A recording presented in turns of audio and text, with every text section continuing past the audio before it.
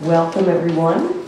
This is an event put on by the 100th Anniversary Group and Arts and Lectures and Women's History Month.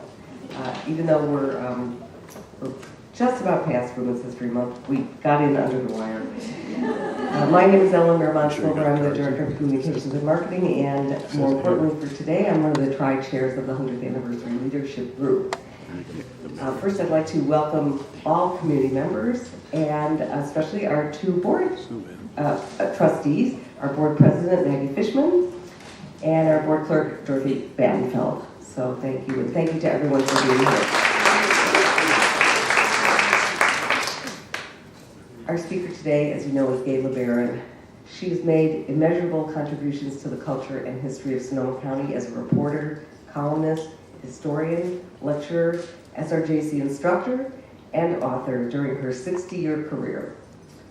She attended SRJC, we're very proud to say, and then transferred to UC Berkeley, where she graduated with a degree in English and history.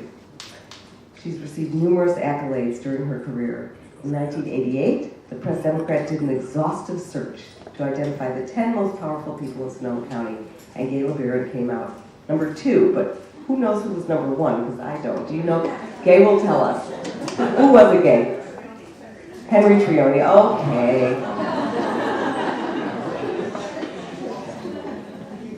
No comment.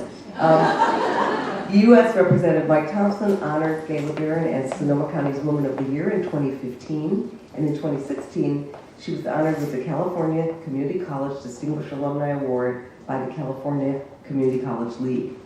With over 8,000 articles published, Gaye continues to write 2 Sunday columns a month for the Press Democrat, and she's in demand as a speaker throughout the county. Along with her late husband, photographer and SRJC faculty member John LeBaron, Gaye has long made significant contributions to SRJC as well as the county as a whole. Dr. Frank Chong is very sorry he can't be here with us today, but he sent these words. Gaye's impact on the community has been impressive. Her gifted writing has ensured that current and future generations will know Sonoma County and its rich history. She's a treasured SRJC alum, volunteer, and friend. Thank you, Gaye. Finally, as one of the tri-chairs for the 100th anniversary, I am so personally grateful for Gaye's support and friendship. Please help me welcome Gaye LeBaron.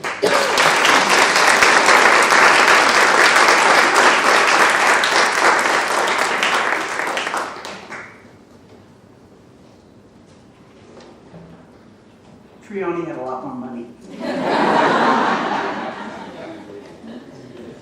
No, actually, he was an amazing man. In the very first years of the 20th century, Press Democrat writers had a really hard time finding the right words when women got together to do something besides make quilts and drink tea. And on the very rare occasions when more than one woman, usually described as militant, came before a government body, reporters were known to describe them as women in a body. Women in a body came to the city council to demand that they take down the hanging tree, things like that. Women and body in the same sentence now has a very different vibe, so we won't go there. It was one of the bodies, 14 in all, who formed the Federated Home and School Association of Santa Rosa in 1917.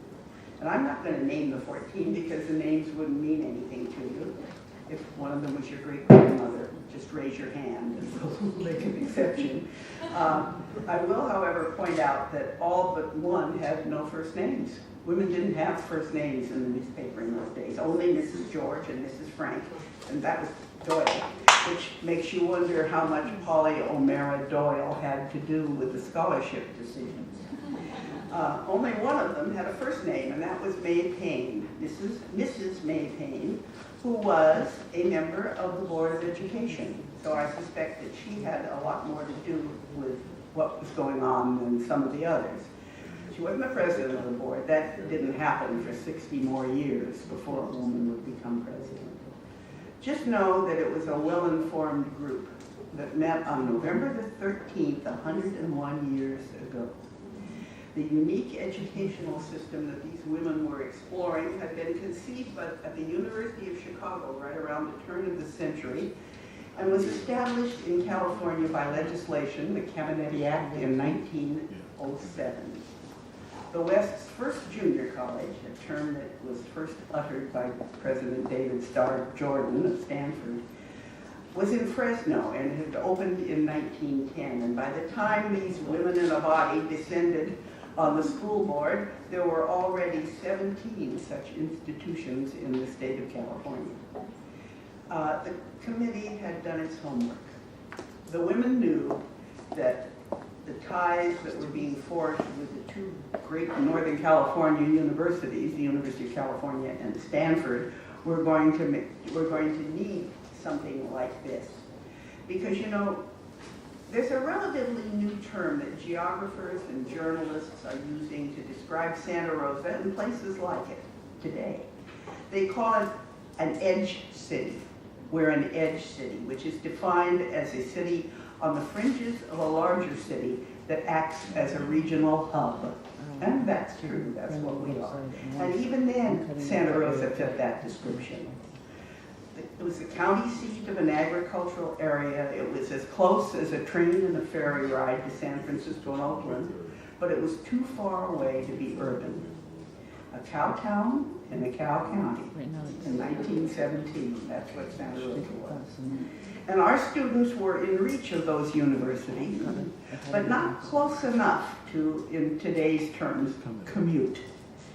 The town seemed ideal for this new idea in education, a tax-supported lower division of the university curriculum that allowed students to live at home.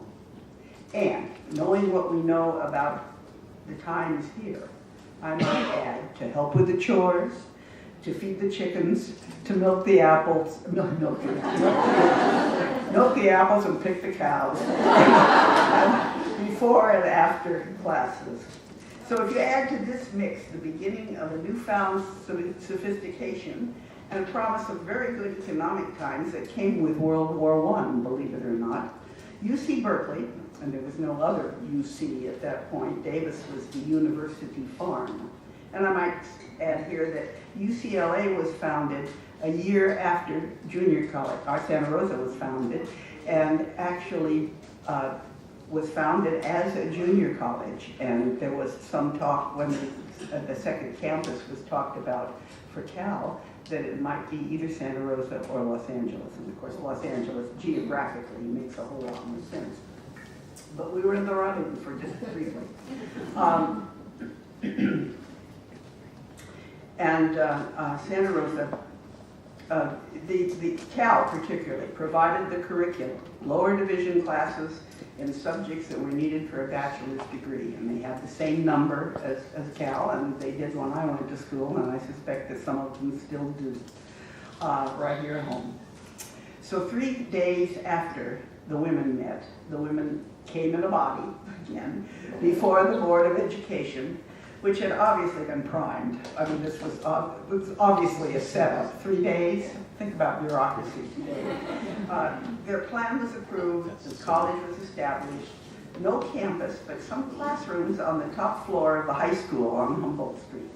An enrollment of 19 students, 9 faculty members shared with the high school, of which 5 were women. And that's a ratio that I most assuredly was not reflected on the mother campus of Berkeley at that time. It was a very rocky start, there's no doubt about it. It was a month after the first class met. The Spanish flu epidemic closed the school for 5 weeks. And the first dean, a brilliant mathematician named Clyde Wolf, Dr. Clyde Wolf, resigned after his first year because he said that Santa Rosa Junior College was, and I quote, doomed to be no more than a bump on the top side of the high school. Well, he was a better mathematician than a prognosticator because Wolf became the dean of the Department of Mathematics at that Pasadena school that we now know as Caltech. But the times were right. He didn't take that into consideration. Santa Rosa had recovered from the 1906 earthquake, had a population of 8,700 in a county of about 50,000, and it was considered to be, along with Modesto, an economic leader among California's small cities. World War I would not end for a year after these women met, but already there were signs that it would change Sonoma County's economy.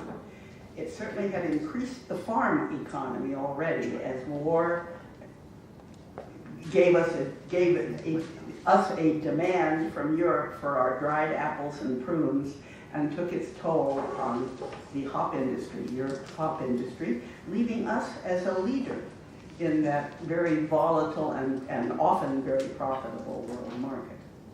And as letters home indicated, the years would show that the young men and women from here who had gone to war, gone to France to fight with General Pershing, or as Red Cross nurses or ambulance drivers, were introduced to a wider world for the first time. They came home with broader views, ripe for higher education. And now I'm going to rely on Floyd Bailey to tell us what happened next. Floyd Bailey compiled the first history of the college in the 1950s. He had guided the school through its founding years as the first dean and then as the first president. Mr. Bailey invented Santa Rosa Junior College, not only as it was then, but to a great extent how it is now. He was named dean in 1921, and again, it was not the best year in the school's history. In November, the high school, the building that Dean Bailey described as decrepit, burned down. I know he burned it down. But I suspect there were times he would have liked it. Books and equipment were destroyed, and to Mr. Bailey's dismay, the football uniforms and the equipment that had been purchased by the student body on borrowed funds were lost, leaving the college with a debt of $450, which at the time seemed absolutely insurmountable. Classes spread through 14 different locations in town, churches, temporary buildings, lodge halls. The second floor of the Masonic Lodge became JC's classroom for 4 years, and 4th Street was its campus. The students became experts at raising money.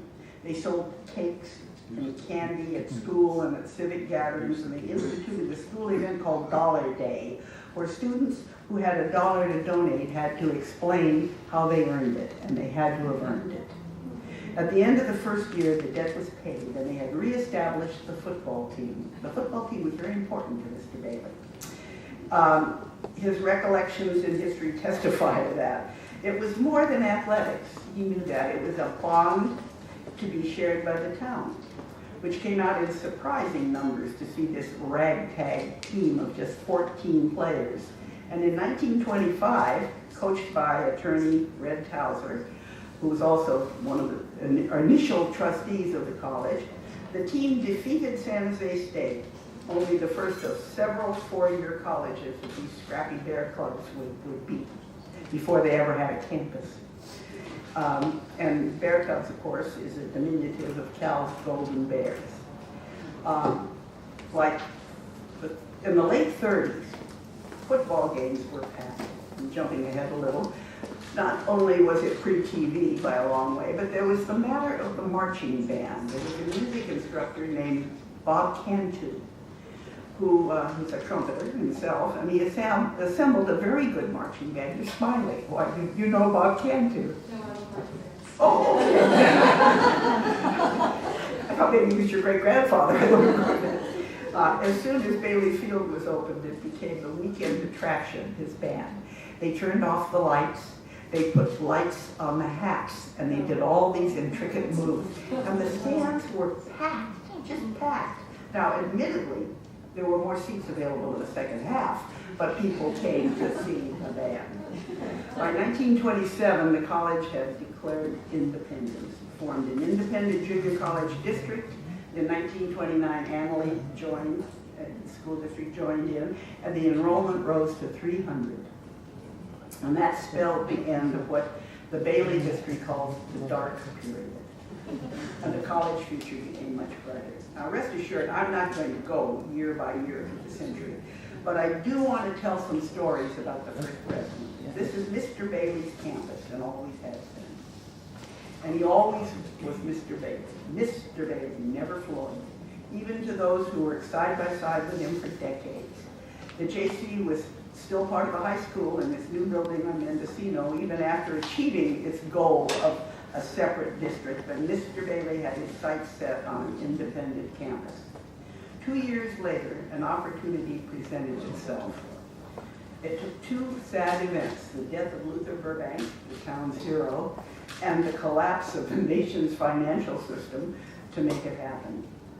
When Burbank died in 1926, the City Council and the Chamber of Commerce bought 40 acres of oaks and wildflowers immediately north of the new high school that had just been opened, across a railroad track from the high school. And the city's plan, the Chamber's plan, was to develop a park in Burbank's memory. In fact, we have a photograph somewhere in the archives of an enormous sign saying Luther Burbank Memorial Park, and it's out there.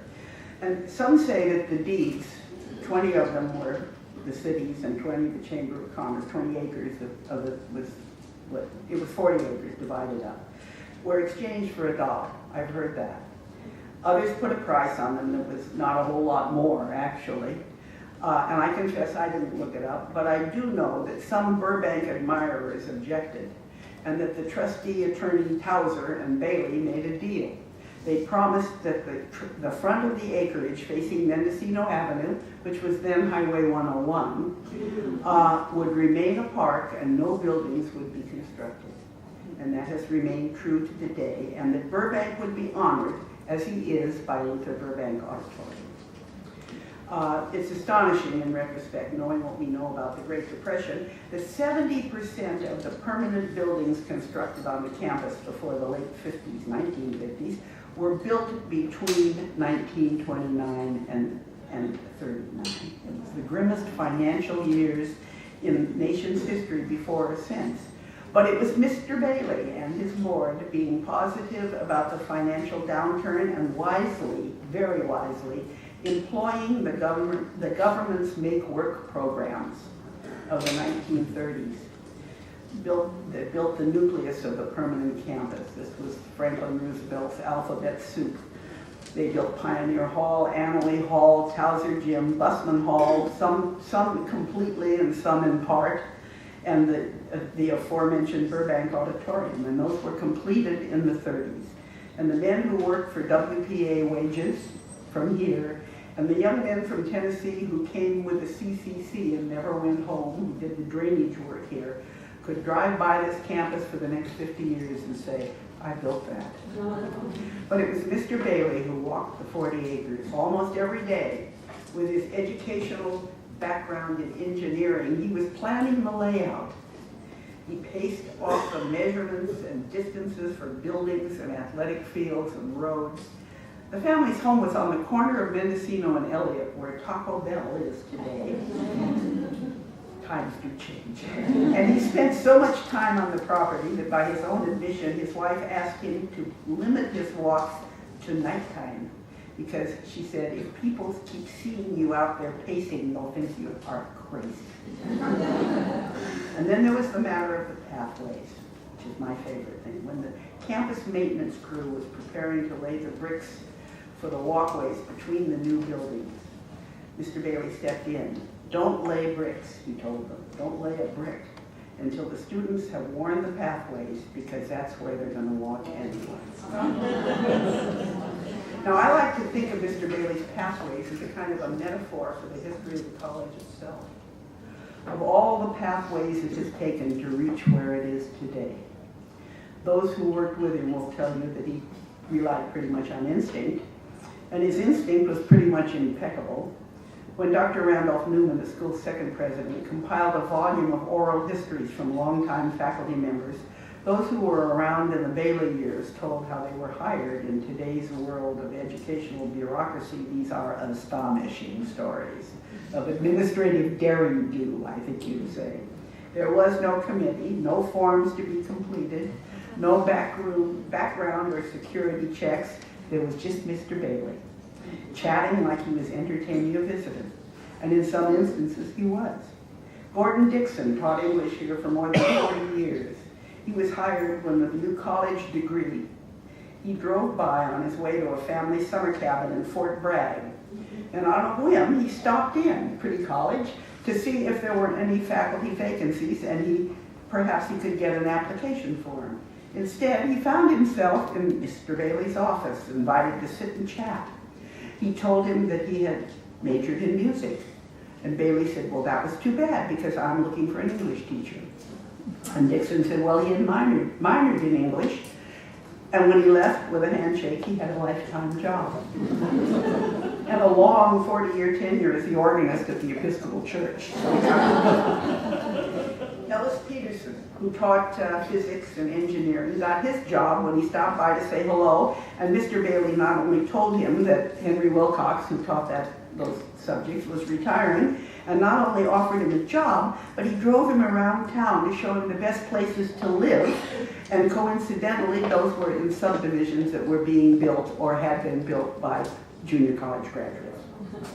This was a very common Bailey practice for years. Maury laughed when he came in the late 50s. Mr. Bailey did the same thing. He took him up the hill and said, you know, you really ought to think about one of these Bunyan houses. And of course the Bunyans were old JC students, and in fact, Annette Bunyan was still working in the registrar's office. So it was a real hometown close-in, let's keep it together society. And he was always and forever on the side of the faculty. There was no question that he was going to support them.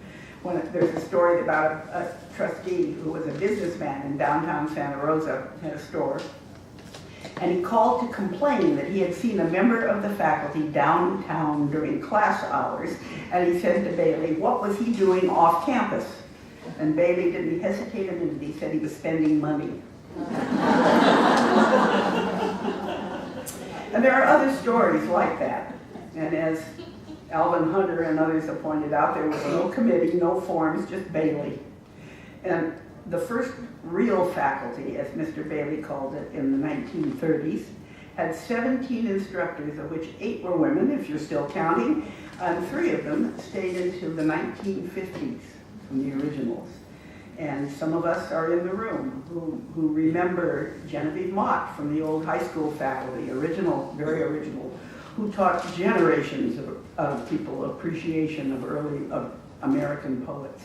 And Margaret Clark, who turned reluctant literature students into fans of the Iliad, sometimes more reluctantly than others. And Marion Whitney, who was the instructor in California history, who organized memorable field trips to the Gold Country and, with a complete disregard for liquor laws, invited her chosen students for sherry on Friday afternoons in her little personal California history library upstairs in Emily Hall.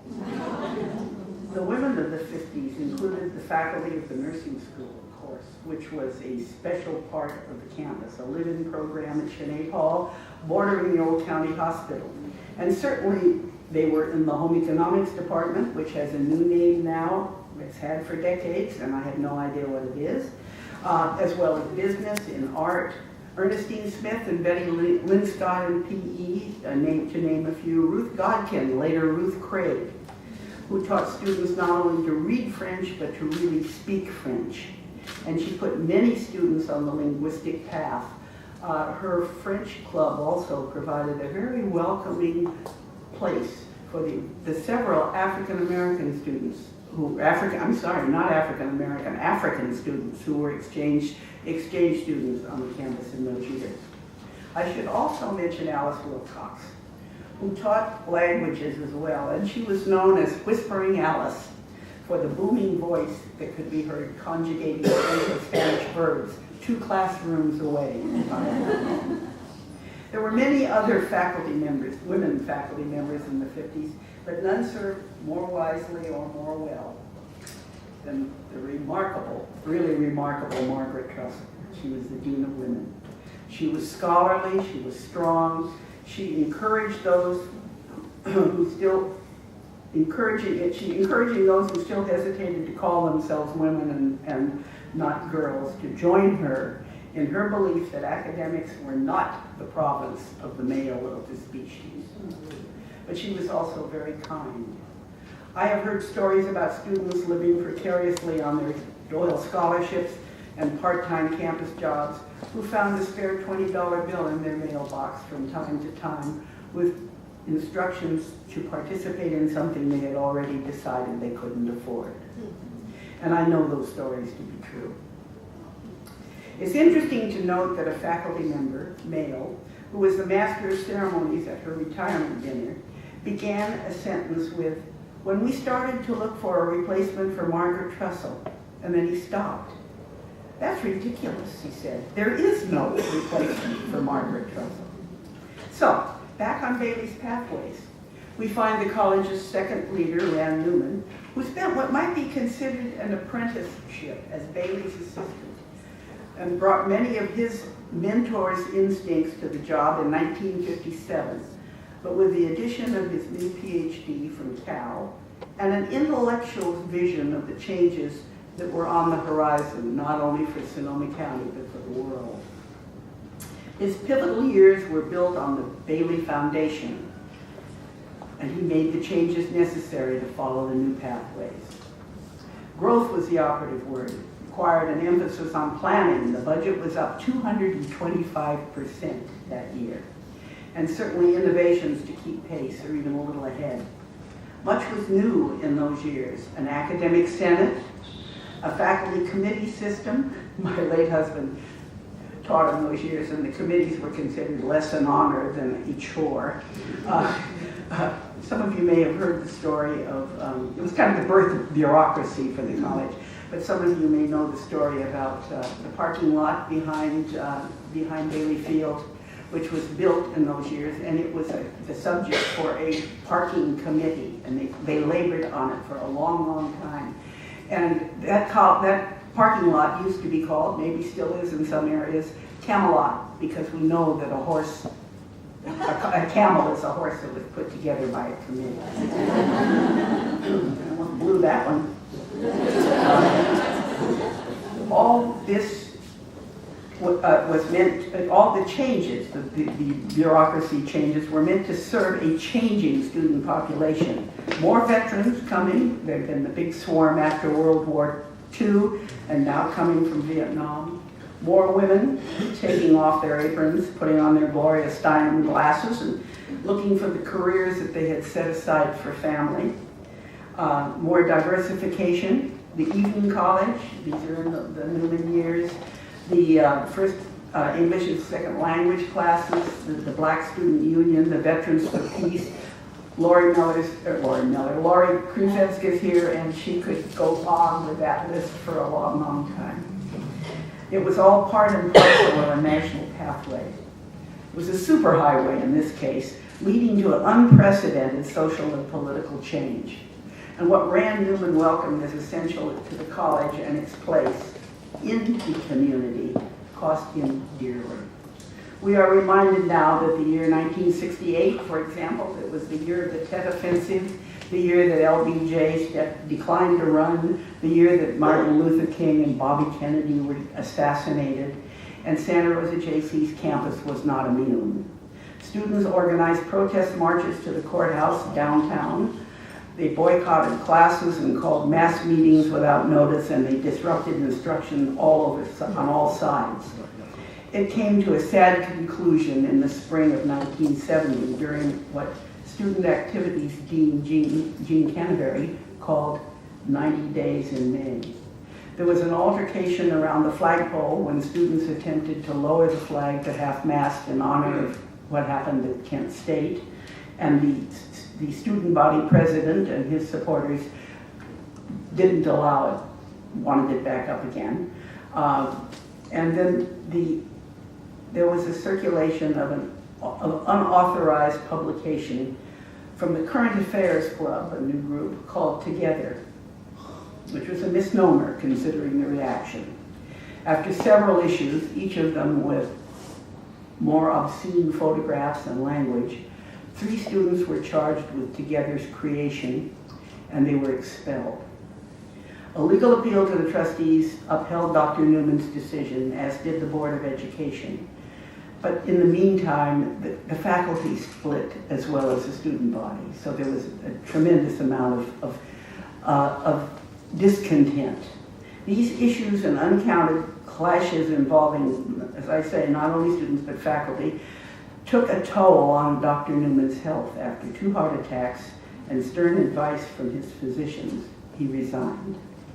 He ultimately recovered his health, I might say, and he remained firmly connected to the college for the rest of his life as its chief advocate in the community, a very firm link between town and gown. And as I think most of you know, Newman Auditorium in Emeritus Hall has his name on it. When Rand resigned, Brooke Towser stepped in as acting president while the search for a new leader began. Now, Brooke, I might add, is the premier historian of the college, the author of 2 volumes on the history, an American history instructor, a dean, and ultimately the first vice president for academic affairs. And incidentally, the son of Red Towser, the lawyer and football coach, an original trustee. Brooke chronicled the first 80-plus years of the school's history in 2 volumes that make it clear where those paths have led. So with Towser serving as an acting president, the trustees went on a search, and they chose a man who, unlike his predecessors, had no emotional or proprietary links to the campus. Dr. Roy Michelson arrived fully aware of his newness, and with Towser as his vice president for academic affairs, smart move, he proved to be the right man for the changing, sometimes economically perilous times in higher education. In the 70s, the first decade of the Michelson years, everything speeded up. The pathway became a raceway, if you want to look at it that way, to keep pace with the largest population growth in the county's history. The 80s slowed down a bit, offered a chance for the administration to refine the changes made and to become, well, let's say, more sophisticated. If I were to read the list of the curriculum additions and new programs in the Michelson years, it would fill all the time I have been allotted. But consider child development, radiologic technology, vocational welding, classes in adult literacy, and programs for stroke victims. Enough occupational and remedial education to extend this noon lecture into the dinner hour. Think about the start of the off-campus Petaluma classes, the advent of the art gallery, the Jesse Peter Indian Museum, the summer repertory theater, the planetarium, and criminal justice training center, and not anywhere near the least of it, Schoen Farm. By 1989, when Dr. Michelson's tenure ended, there were 17 classes in the community at 100 locations, many of them senior centers or senior living facilities. The Michelson years spanned 2 decades when campuses across the nation were unsettled and uncertain. Time for the president of Notre Dame, the Reverend Theodore Hesburgh, to tell of the college president who went from his office directly to hell and was there 4 days before he noticed the difference. But SRJC came through unscathed, emerging as a fully comprehensive community college, and Michelson earned accolades from those he worked closely with, including the trustees, who often marveled at the path he cleared through the mountains of educational bureaucracy, state level, to protect the financial stability of this institution. Michelson was the new breed of college president, not a scholar leading a faculty of scholars like Dr. Newman, but a chief financial officer, crunching numbers to make the payroll. And when he retired, CEO was the term repeated as tributes. Al Magini, the trustee who served the longest on the board, 25 years, and 102 now still works hard on behalf of the college, paid tribute to the retirement, calling Michelson a model for CEOs everywhere. Dr. Agrella came north from Cabrillo College, Dr. Robert Agrella, in Santa Cruz County, to take the president's job in 1990, and he served 21 years, governing in an era when the enrollment took another big leap, the budget almost tripled, and miracle of miracles, there was a $251 million bond issue passed, confirming the citizens' pride in this institution and the public realization that it was essential to the function of many of the aspects of the community. The preceding administrations had kept the foundation firm. The bond for capital funding meant completion of the long-awaited Petaluma campus, taking more than 3,000 students out of the rented space in the Butchers Union building on Keller Street, where classes had met for those 20 years preceding, and into a beautiful campus. And if there's anybody here who hasn't seen the Petaluma campus, you really ought to pay it a visit. It's nestled up against the green hills on Petaluma's western edge. It has not only classrooms, but the Mahoney Library, named for a tireless trustee from Petaluma, labs, a bookstore, offices, and before Agrella stepped down, the Carol Ellis Auditorium. On this home campus, the Doyle Library and the Bertolini Center opened, becoming the home base, really, this kind of circle home base for the majority of the Santa Rosa student body. A tribute at retirement for the was the naming of the art gallery for President Robert F. Agrella. Which brings me to one of the most frequently asked questions about the JC that has passed over the desk of the hometown columnist. Maybe you can guess. What are those dogs at the front of the art museum? Well, those big iron dogs have stood guard at the entrance since the 1940s, and early 1940s, maybe the late 30s, before anyone was here then, and it took a little snooping to figure out how they got there. There was a foundry here in town, right at the corner of Mission Boulevard and Highway 12, where that shopping center is with the car wash and McDonald's, etc. And it was owned by a family named Yandel. And those two dogs had been made at the foundry. They were decorative, and they stood on the lawn of the Yandel home on 3rd Street in the days when 3rd Street still had those big, fine old homes. And just before World War II, when the government was talking about, or at the beginning of World War II, talking about scrap iron to be used for making munitions, Mrs. Yandel became afraid, she was a widow then, that the government would come and take her dogs. We had to have a couple of husky government people, but at any rate, she loaned them to the junior college, and they drew up a loan agreement, and that's where they are, still on loan from Mrs. Yandel. The family is long gone, and nobody, I think even Dr. Agrella asked me that question, as a matter of fact. At retirement, Dr. Agrella could count many proverbial stars in his crown, too far to name. Think about the culinary arts program, the EMT training, the educational arm of the spectacular Pepperwood Preserve, the Southwest Center in Roseland by the end, and by the end of service to JC, the college had referred not only to Mr. Bailey's 40 acres, but followed so many new pathways that heading to class now could take a student in almost any direction. I might also add that when Dr. Agrella retired, he answered the trumpet call and took on a daunting job for the community college system at City College in San Francisco, which was in such a financial mess that it teetered on the brink of closure.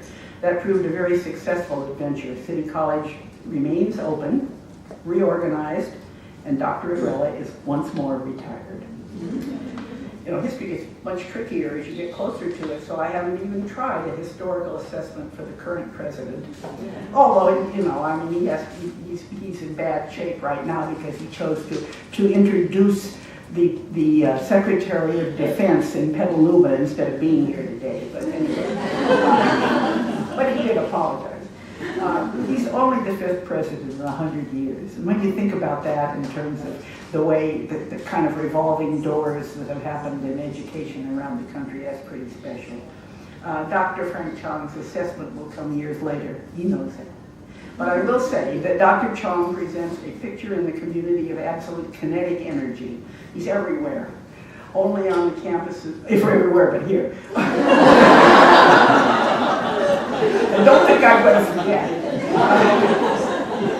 Not only is he on the campuses, but also at community fundraisers and plays and concerts and public events and a panel on women in politics at Sonoma State. I saw him there.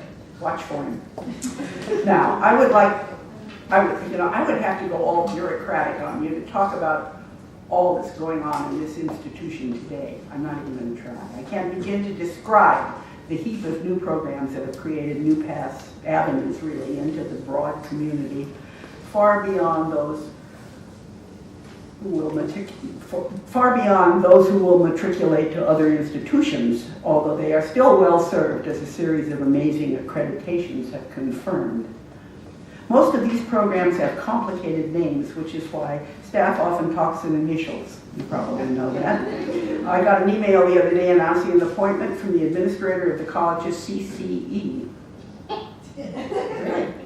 Investigation revealed that it is community and contract education, and I suspect it is part of what we used to call community college.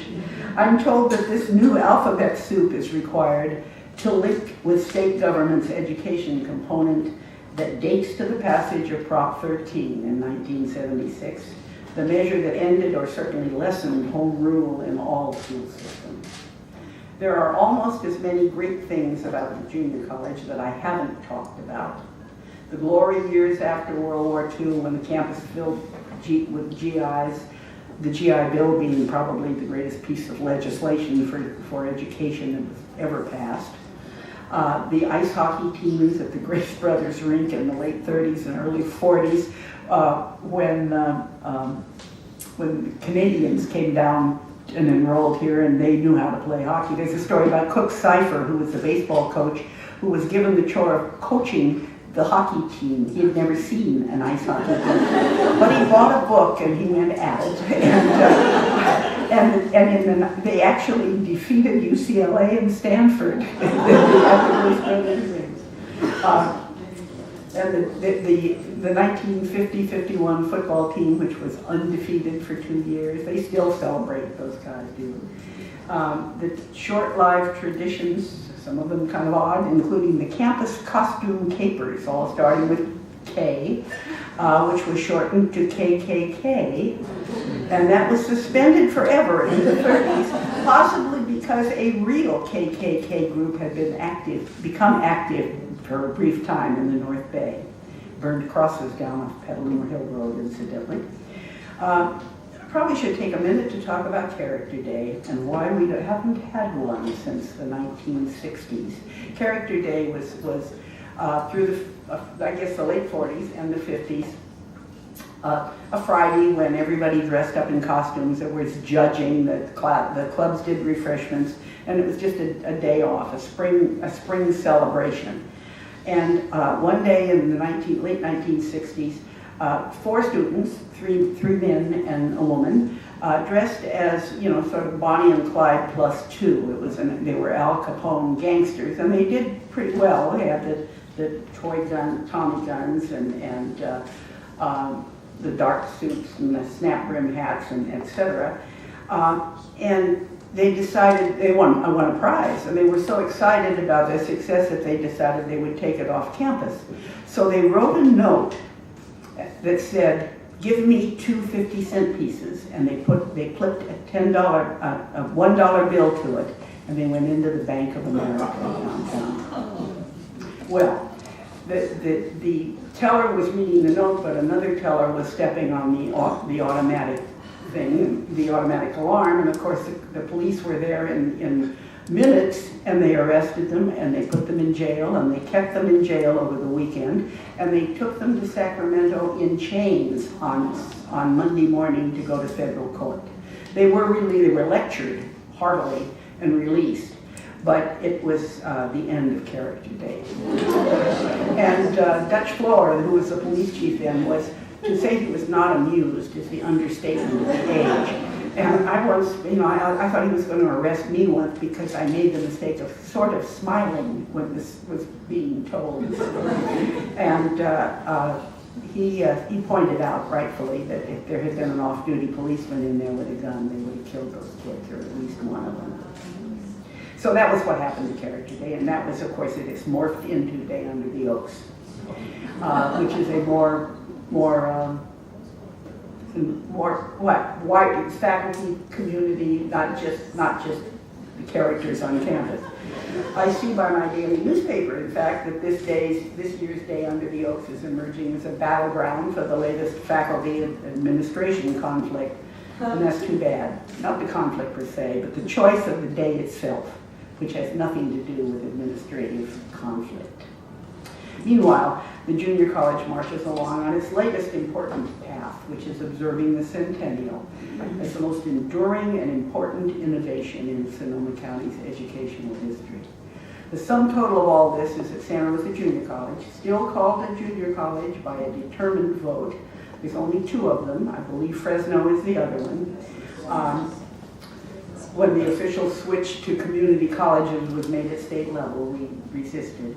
It is no bump on the head of anything.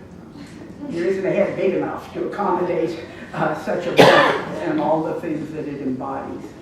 Through the years, all these pathways, students continued doing what students do.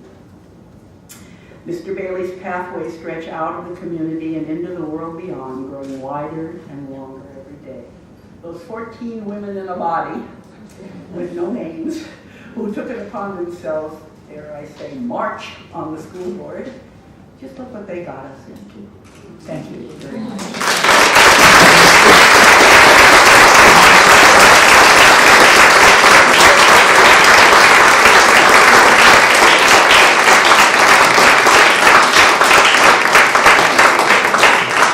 The boss says we have time for questions. Does anybody have a question?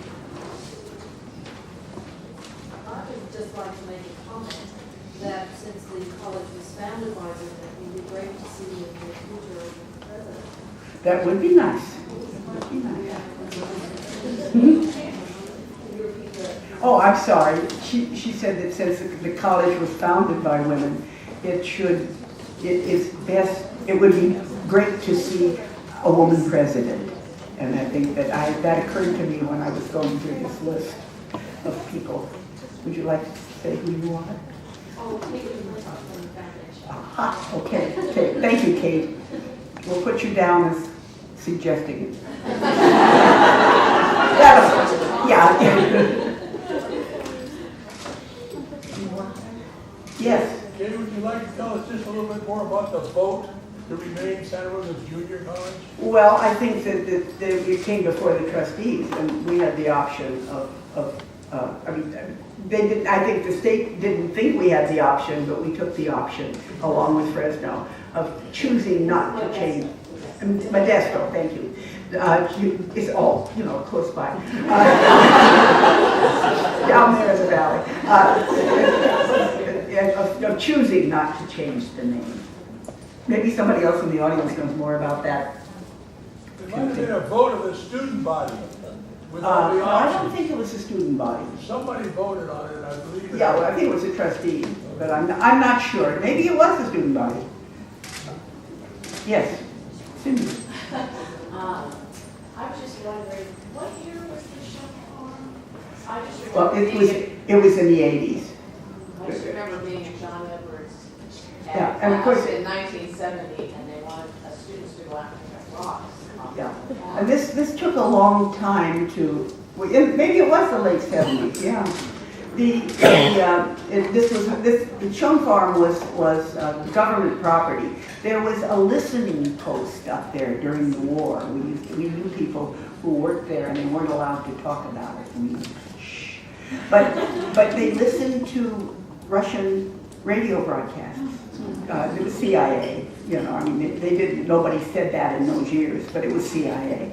And when it went away, the government owned a substantial chunk of property up there, and the general services people put it up for, I don't know whether it was bid or, I don't think you had to pay for it. I think it was simply decided, a question of judging who would get it. And the junior college got the largest portion of it. Yaka'ama has a piece of it, and I don't know whether anyone else does. The county does. Probation. Oh, that's right. The youth center there. So those three got it, but as I say, the biggest portion is Schoen Farm. And then, of course, in the Agrelli years, they built the pavilion, the Warren Dutton Pavilion at Schoen Farm. Anybody else? Yes. Since acreage is a lot more expensive now than when they got the 40, is the front of this campus always protected? Yeah. Well, that's a good question. I think it's been protected by by agreement so far. I know that Ernest Finley, who was, I don't know, but I've read, that Ernest Finley, who was the founder and editor of the Press-Democrat, who died in 1942, was one of the people who was just indignant about it, for just the reason that you say, land is so valuable, you're going to have to buy more land ultimately, don't do this. But, and they say that Mr. Bailey and Mr. Finley were never really close friends after that. But the trustees kept their word.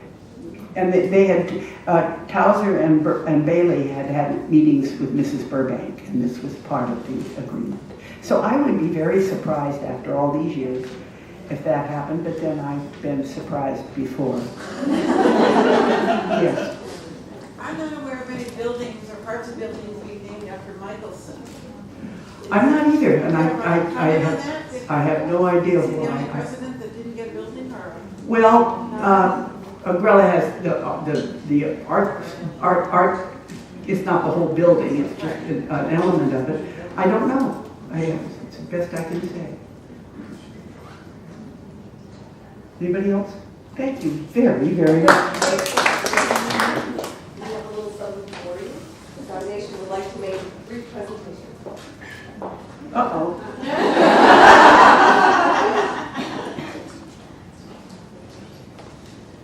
Good afternoon. My name is Sarah Lagus, and I'm with the SRJC Foundation.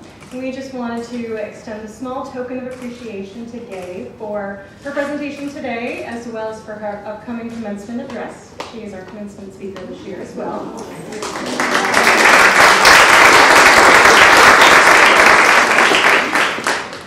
You may have read a column that Gaye wrote a number of years ago about an oak tree that fell down on our campus. There was an iconic oak tree that was standing behind the Santa Rosa Junior College sign on Mendocino Avenue. Gaye wrote a beautiful tribute to that tree in a column. And once that tree fell down, it was about 255 years old. So it had been here on campus before the college and been with us for a number of years. And when that tree fell down, our SRJC staff took the tree up to Schoen Farm, and they planed it and they milled it, and they let it dry out for about 3 years. And in the last year, one of our local organizations, the Wine Country Woodturners, took some of the planks from that tree and have turned them into beautiful bowls that we have in honor of our celebration of our 100th anniversary. So we wanted to extend today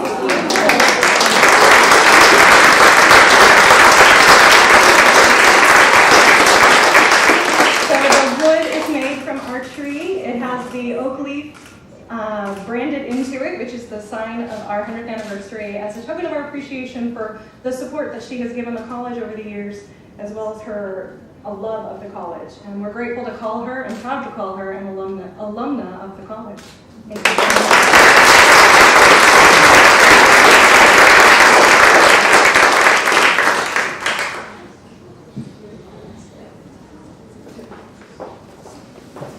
So I'd like everyone to thank Gaye, and she will hang around for a little bit if you want to talk to her personally. Thank you so much, Gaye. We really appreciate it. Thank you all for coming.